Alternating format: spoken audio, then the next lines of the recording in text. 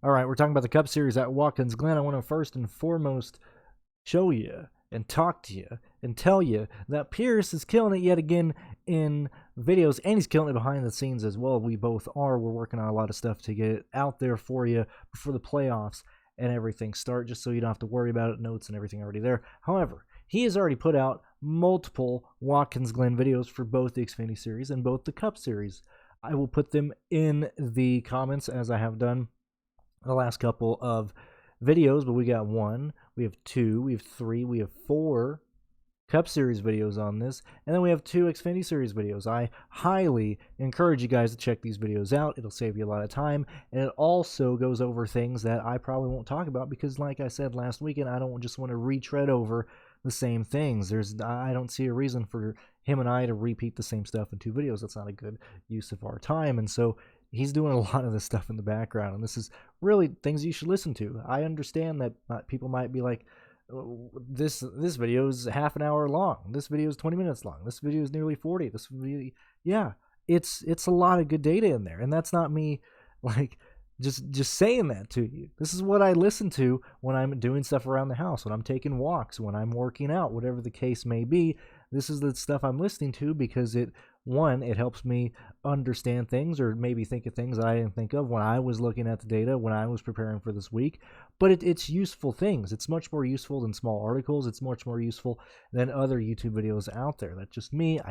Come on, you watch this and compare it to something else, like way more information in here. That's not me being mean. That's not me trying to start anything. That's just how it is. So check these videos out. They're in the comment sections below, and if they're not, it's because I just uploaded the video. Give me a few minutes and I will get them there. But let's go ahead and go and talk about the point standing situation. So we understand that the road courses are pretty ruined at this point in NASCAR. That's just how it is. So the fact that we have 1 spot left that is not a race winner, that has not been locked into the race for the playoffs.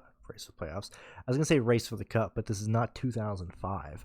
Ryan Blaine is the only driver who does not have a win this year, who is locked into, or not locked in. He is the, you know what I mean, the final guy in the playoff projections right now that doesn't have a win. If somebody else gets a win, it bumps him out. If he gets a win, clearly it's just a points battle in case somebody. The main issue here, I don't know why it's so difficult for me to talk about. The main issue is there's a lot of people points racing right now. That's just how it is. Hey, congratulations, NASCAR. You made a system to where wins mean wins. Wins are more important, and you still brought point racing back in. So just go back to the old point system. Let's decide things like we did in 1987. Okay? Anyway, when we look at this, now, while guys are kind of being forced into a corner to punt race, like Alex Bowman, like Austin Cendrick, like Chase Briscoe, let me actually sort these by points. And let me make sure. Okay, cool. So, like, for example, right now, the playoff drivers kind of have 2 buffers. Okay, you have the final spot that does not have a win, which is currently occupied by Ryan Blaney. That'll either keep being occupied by Ryan Blaney or have him moved out, and the 16th winner this year will take that. Okay, so that's one buffer people have. The second buffer is Kurt Busch, because Kurt Busch has been incapacitated and hasn't ran races. He's technically the odd man out if we get 17 winners. Okay, so we have that buffer there. However, we can get a winner here at Watkins Glen. We might get a winner at Daytona, which I would honestly look at people like Justin Haley, people like Eric Jones, even people like Eric Amarola, Brad Keselowski, people who are up there who get win, like Bubba Wallace. I would not be shocked to see him win at Daytona. So we got a lot of situations for these guys to need to points race and need to stay out and get stage points, which makes them not very viable for daily fantasy due to the fact that they're going to stay out. They're going to give up a ton of track position in the Watkins Glen race, and I want to answer that right now because I know I'm going to get questions for that. I've been getting questions about that, so hopefully this kind of answers it for you. So the guys that I would look at to points race to be very risky when it comes to playing them in DFS. First and foremost, I think it's Ryan Blaney. I think it's Martin Truex Jr. These guys are points racing between them. I don't see either one of those two guys winning in these next couple races, okay? So they are going to be the deciding factor if nobody else gets a win. They are directly competing against themselves, okay, or between those guys. I understand they got the entire field racing against them. I understand they're racing against another guy getting a win, but it's really it's a two-person race between Blaney and Truex. I imagine they're going to be on the same strategy. I imagine they're going to stay out in both stages to try and get stage points and to try and stay ahead of each other. And so that really makes playing them be very difficult because, look, they're not racing for the win here. They're being forced to race for points. When we get to the bottom of the barrel, we can see that Austin Cendrick is a guy who I believe is going to points race as well. And we've seen Cendrick and the Penske guys stay out more so than other teams earlier this year on the road courses. But I'm going to throw Cendrick as a guy who's going to stay out and get stage points. He needs them, okay? He's ranked 15th in the playoff projections. He only has 556 points, man. And I understand he does have the buffer of Kurt Busch at 485, who's most likely going to get pushed out if we do get 17 or something winners. But still, he's having to race. Daniel Suarez, you could throw him in there as well. However, I'm not concerned about him because I think Suarez is going to race for the win. I think they understand that, look, we don't see Cendrick passing you. Okay, you might DNF at Daytona, but I don't think Cendrick passes you. Kurt Busch is certainly not going to pass you. You know, you might actually be able to stay in front of Tyler Reddick. So I don't think Suarez is going to be points racing in this race because he's going to be competing for the real win. I'm concerned about Chase Briscoe points racing. That's probably the biggest guy for me is Chase Briscoe, Austin Cendrick. You know, these guys who, TBH, 100%, don't really deserve to be in the playoffs. You know, they're just there due to the points. You know what I mean? And certainly anybody close to the cutoff point line. So, honestly, Eric Amarola, I would not be shocked to see him points racing because he is, what is that? I believe he is, where are we at, buddy boys? He is right behind Cendrick in terms of actual point standings at, if I can click on this. He's got 552. Cendrick has 556. Say in the miracle that Eric Amarola gets a win, he could bump Briscoe out. He might be able to bump Cendrick out.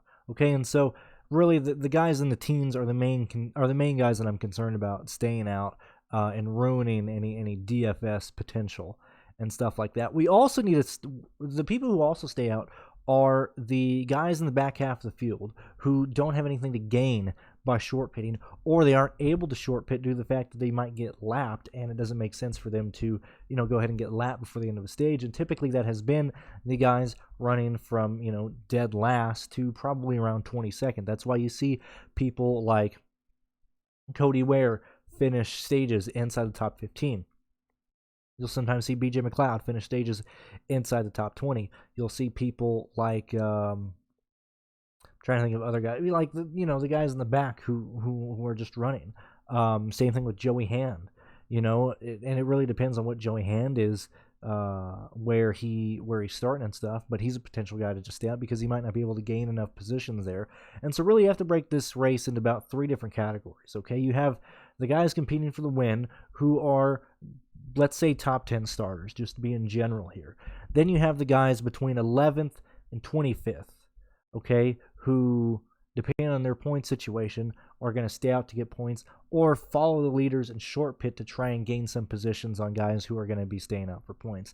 Then you have the back half of the field. That's 25th to 40th. You can't gain anything short pitted, and so they just end up staying out. They're the people who, will finish a stage inside the top 20 and then restart outside the top, 25 due to the fact that everybody passes them in the yellow. In terms of the tracks that I'm wanting to look at, I'm very much in the same same boat as Pearce at looking at Road America. I think that's probably the best one to look at in terms of how the race played out, in terms of how guys were, because when you look at these more technical tracks, certainly Indy's a freaking joke. Coda is just not interesting. Okay, Sonoma's slow, technical. This is a fast track, which I understand a lot of people they don't like road courses, and I am with you. I don't like road courses. However, I like Watkins Glen. Okay, I think Watkins Glen's the perfect track for stock cars. Man, we need a fast road course. This is the only one that we have. Okay. I hate technical road courses. They're just slow.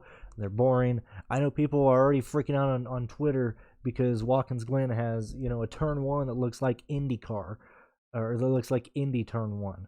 However, I want to, kind of tell people that they've raced at Watkins Glen for decades now, okay? We have been through this ringer before, okay? Yes, I understand they get stupid sometimes in turn one, but we have tons of runoff. And ever since Rudiman went upside down, they've even extended the runoff further down the track, okay? So I'm not too concerned about people just wrecking people diving into that corner and ruining a race, okay? So, look, if you're concerned about it being like Indy, I think that's a bit of an overreaction. And when you're looking at turn one, granted, things can get stupid, but look, I think that is a bit of an overreaction. Now, when we look at certainly contenders that are in play here, I would lead that to be Chase Elliott. I would lead that to be Tyler Reddick. I would lead that to be Chastain. Those are probably the first guys that I want to try and focus on, and they just happen to be some of the more expensive guys. Larson's going to be dictated by what he can show me in practice and qualifying.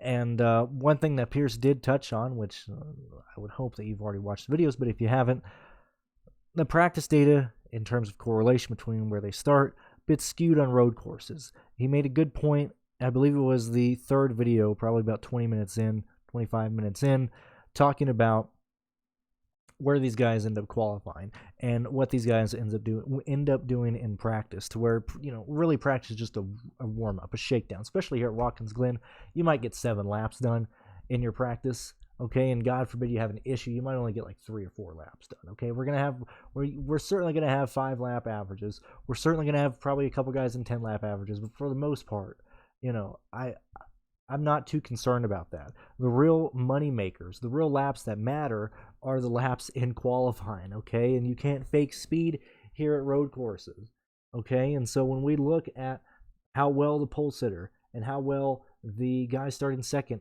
have done here at Watkins Glen in the past, it leads me to believe that those cars are going to be fast regardless of what the practice data shows me. If you can qualify out of your round, if you can qualify into the final round, actually you're in the final round if you advance out of your round, but you know what I mean. If you start in top 3, you have speed. You can't fake that, okay? Those are the guys I'm going to target. Those are the guys I want to target.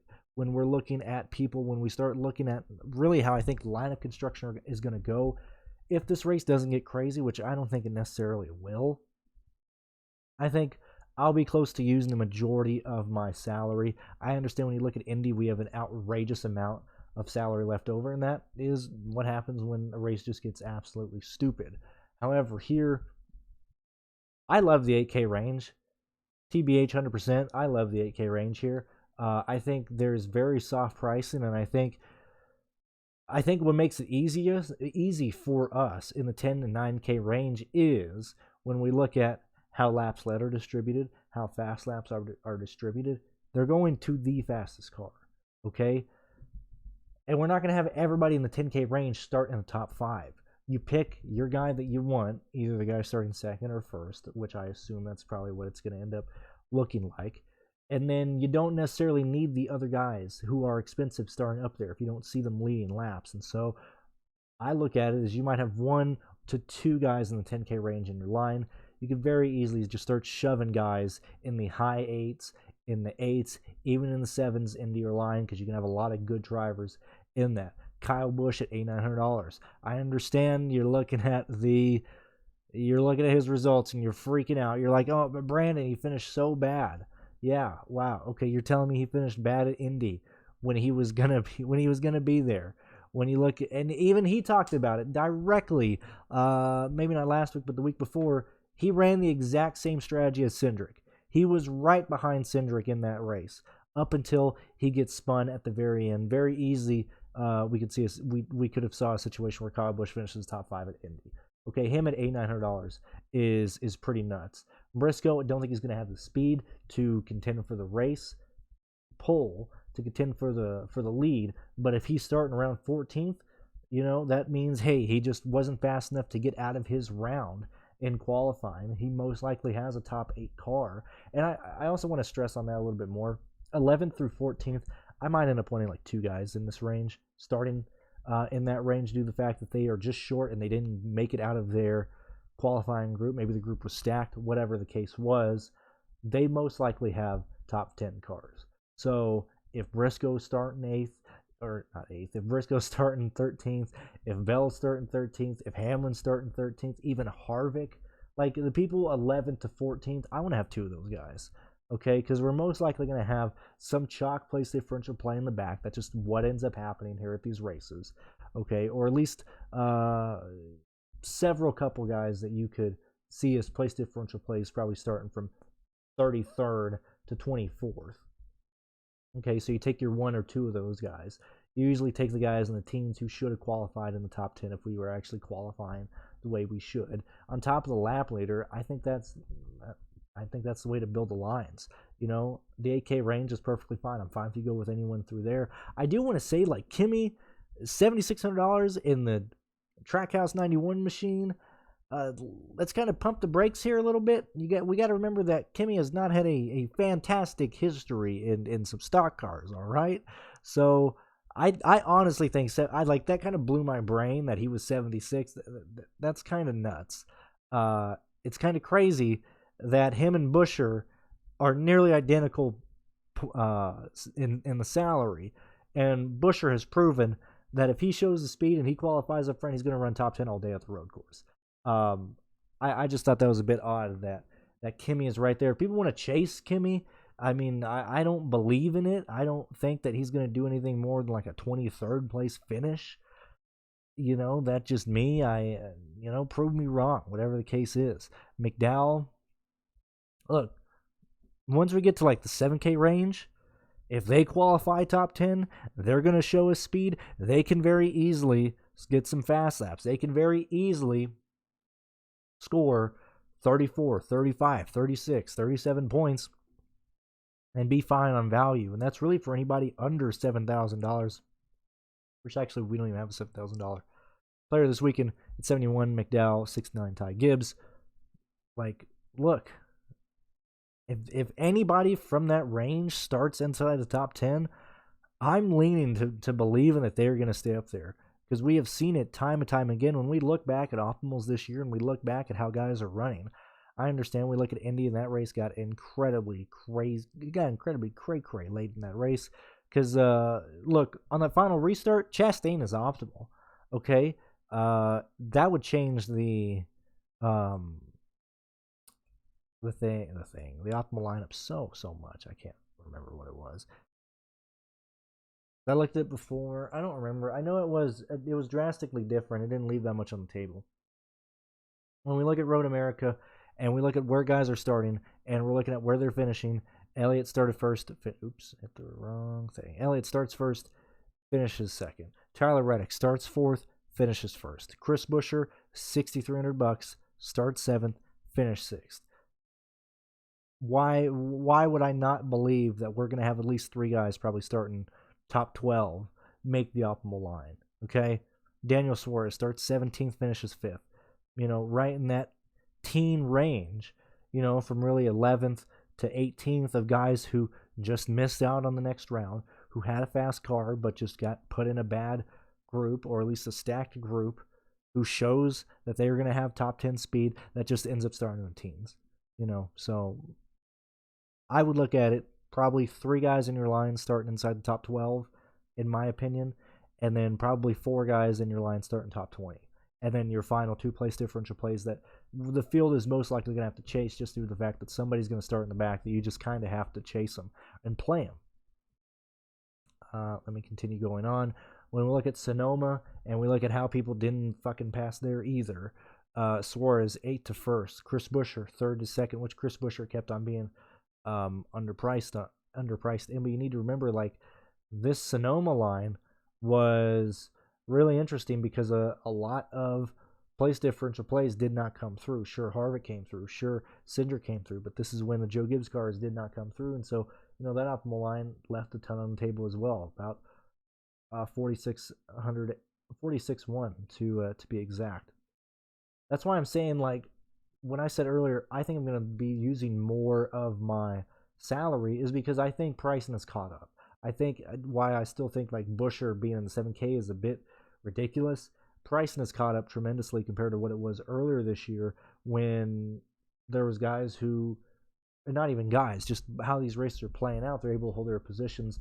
And if you're showing speed, if you're qualifying in the top 10, you're going to most likely stay up there. You're going to have that speed all day. It just depends on how many place differential plays comes through. When you look at the Coda race, okay, this is the first time this year that we've seen Optimal Line that didn't have anybody inside the top 10. But still, soft pricing, just gigantic place differential plays. Chastain with plus 15. Hey, where did Chastain start? 16th. Clearly had a top 10 car, just missed the final round of qualifying. Eric Jones starting 30th, huge place differential play. But Chase Elliott started 12th. Just missed his qualifying for the final qualifying. What, dude? I feel like I'm autistic today. What is going on? You know what I mean? He just missed advancing to the final round. That's where I want to target this at, because Watkins Glen is a fast track. You can't fake speed here, okay? You just can't, okay?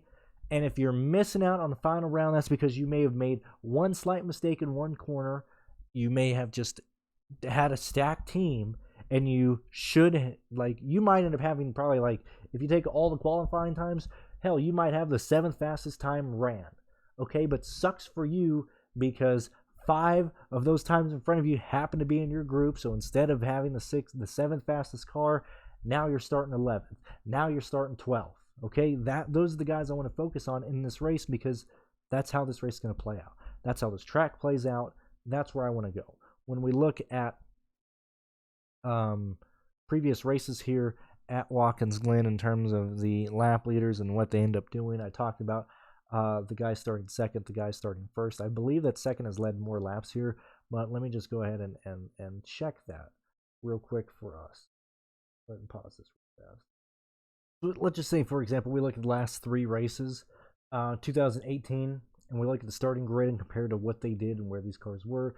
Hamlin starts first, leads 2 laps. He gets passed by Kyle Busch, who started second. Kyle Busch leads 31 laps.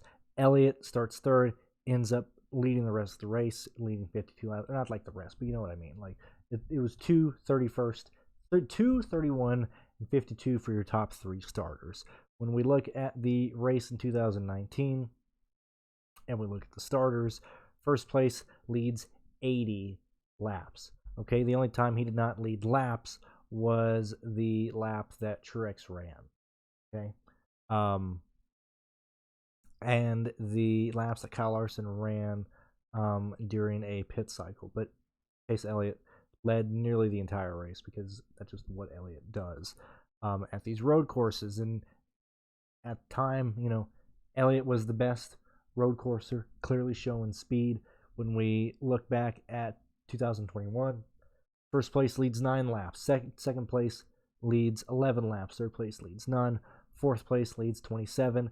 Truex Jr. starts 9th. He ends up leading 34. But we can see that for the majority of these guys, we're seeing that the laps are coming from the front end of the starting grid. When we look at the races this year and we look at in terms of laps led and fast laps, because they are very much correlated with each other on these road courses, the leader is the fastest guy on track. Indy, guy who started first, 8.55 fast laps, 9.5 laps led. It's Tyler Reddick, but I just want to focus more on the positions that these guys are in, not necessarily the driver. When we look at the guy who started first at Road America, 12.6 fast laps, 9.5 or 9 lap led points. The guy who started fourth, 5.4 fast laps, 4 laps led points. That was Chase Elliott and Tyler Reddick. Look at Sonoma. Guy who starts first, fast laps, 5.4, laps led, 6.5. Most likely would have been higher. This was the race that Kyle Larson was. This was a domination, okay? I don't like using that word because I don't think it's very accurate for how these races go. However, Larson was killing the field like no contest. It was over.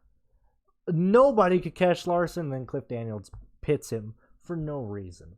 But Larson started first, was gonna lead a majority of that race. He was most likely gonna lead that race through its entirety, but they decided to chase stage points. Like, what?